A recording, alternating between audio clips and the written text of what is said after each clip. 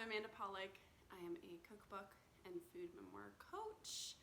And in this video, I wanted to talk about Book Publishing 101 using lessons from the career of Julia Child.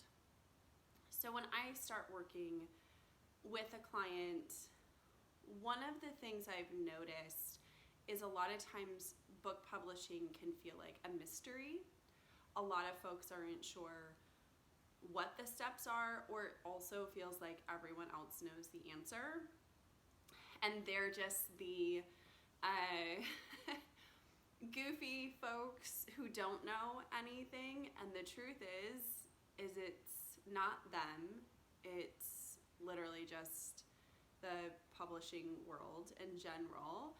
And there's like a few kind of mindset things that I feel really help folks when they're not only in like the book proposal process, which that is your business plan to go ahead and sell your book before you write it, but it also helps in the writing process so you can anticipate the things that are coming next.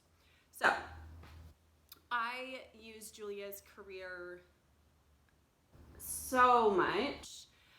If you haven't read My Life in France or watched the HBO series Julia, which, side note, there were some liberties taken with the show, but you can go ahead and Google that and fact check for yourself. But I think that a lot of her career, as I'm talking about this, if you go on to read the book or the series, even watching Julie and Julia, it will maybe kind of unlock some things for you, and you realize that even though 50, 60 years have passed, for some of this, a lot of it stays the same. So,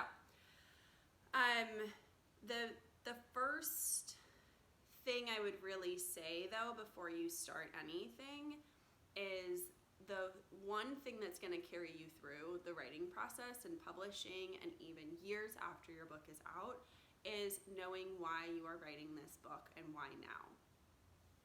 If you have read anything about Julia Child, you know that she was very clear in her why. She was very passionate about bringing French cooking to the American people using things they could find at their local supermarkets. So it was really this huge shift in how people approached the kitchen. And in everything that happened, so even in all of her publishing deals and then publicity and then even moving into the television show, The French Chef, she was very, very clear on what she was doing and why. And a lot of times people don't think so much about that, especially with cookbooks. People get very complacent and they think, oh, this is just a collection of recipes with some random stories thrown in. But the people whose books stand the test of time or who do really well or are the ones that a lot of folks are talking about offer something more. There's a very specific reason why that author wrote that book that way. You can also think of a book like Salt, Fat, Acid, Heat by Samin Nosrat. Like, that was a book that she spent, I think, 17 years thinking about. Very specific on why she was writing that book. And I feel that if you keep that in mind, that's also going to help you because it's going to help you with the publicity and the marketing. And even when you're writing and you get pushback from an editor or somebody else, thinks that the book should kind of take a different turn, your why's going to guide you and help you kind of put up those guardrails for your work. But honestly, that's kind of like an intro. That would be like your prologue. But number one, Book Publishing 101, using the career of Julia Child, I would say patience is key. So it took Julia and her co-authors 9 years for writing, revising, and then publishing Mastering the Art of French Cooking. A lot of times clients will come to me and say that they want their book out within a year, maybe 2 years, but by 2 or 3 years they're going to be writing the second book, and they're going to have this explosive career. And as much as I try and set expectations, I think that people aren't ever going to know until they're in it. And so, it can take a year for your book to be written, and also, sometimes things get pushed back. There are a lot of things that are out of your control, but I would say that patience is definitely key, and then that even, transcends into when someone, sends you an email, or when you're supposed to be getting edits back. Patience is key, because publishing is not, for the most part, is not a super fast-paced industry. So there's definitely going to be deadlines, and there's going to be times where there is a sense of urgency, but by and large there isn't. So when people are taking longer to get back to you, just know it's normal, and the more gracious you can be with those folks, the better all around. And then number 2, I would say that book publishing, it's all personal, and then it's all business. So what I mean by it's all personal, it is a relationship based industry, as all industries are. But I think a lot of times people get really nervous about agents and editors and book publishers, and there has been this mystique that has been created around the industry. So people feel like, these people are so mysterious and cool, and I just hope that I can be part of the crowd.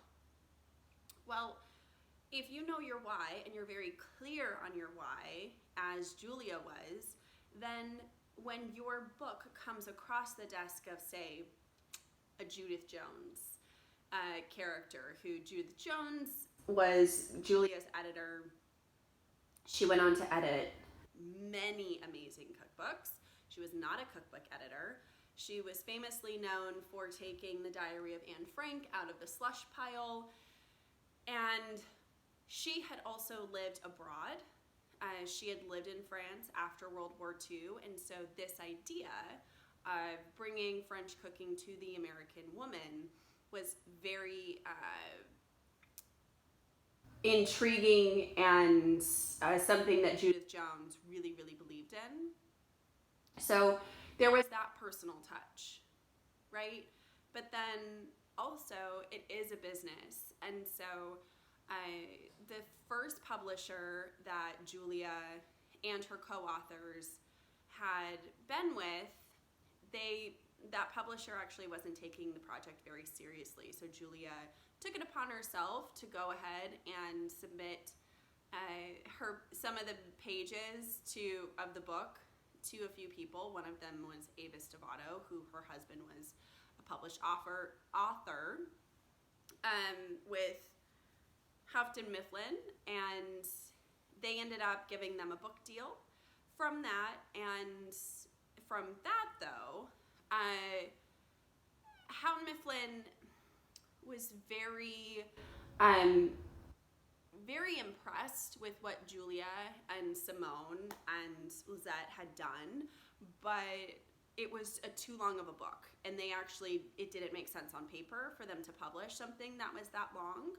And so they went ahead and released them from their publishing contract. So when people say that they want to write their book in a year or 2 years, just think, though, that there are all kinds of things on the back end that could happen. So you actually don't know. I mean, you get a publishing deal and hopefully everything goes perfectly, but things happen. So just kind of prepare for that. But Houghton Mifflin really loved the book. And it wasn't that they didn't believe in mastering the art of French cooking, but it just became way too big, and financially it was too big a risk for them. So then what happened is Avis helped them take the book to Knopf, where Judith Jones was. There was also one of the editors from The Joy of Cooking who signed on to that book, and that's where, you know, it becomes personal again, but a lot of it is business. And even if people really love what you're doing, it might just not be a fit at that moment. So just keeping that in mind is super helpful, and I think will kind of carry you on through the publishing writing process. And then the third and last point is no one's going to fight for your work like you will. So you're remembering your why, you know why you're showing up. Julia and Simone actually planned their whole like publicity campaign for mastering. So they were sleeping on people's couches. They were the ones who were booking radio spots. They were also booking their own television morning show spots. If you also have watched Julia, then you know how much she fought for kind of the direction of what the show was. And even reading My Life in France, you will see that she was very specific about what mastering was and was not, and didn't want to deviate from that. So no one will fight for your work like you will. And, you know, I think that you kind of keep that along with the why, it will guide you. But so the things that are really going to help, it is knowing your why, knowing patience is key. It's all personal and it's all business, and then no one's going to fight for your work like you will. And you know, if you also have more questions kind of about book publishing and writing and what that is, you can go ahead and click the link below.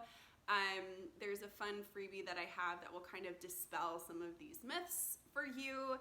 If you have any questions, pop them in the comments, or you can always reach me through my site, amandapollock.com. But I hope this was helpful for you and kind of brushed away any cobwebs that you had.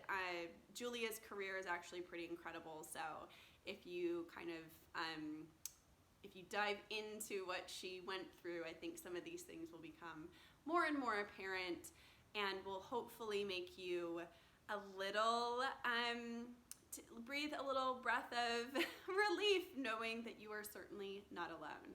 Thanks so much for watching, and I'll see you in another video. Bye.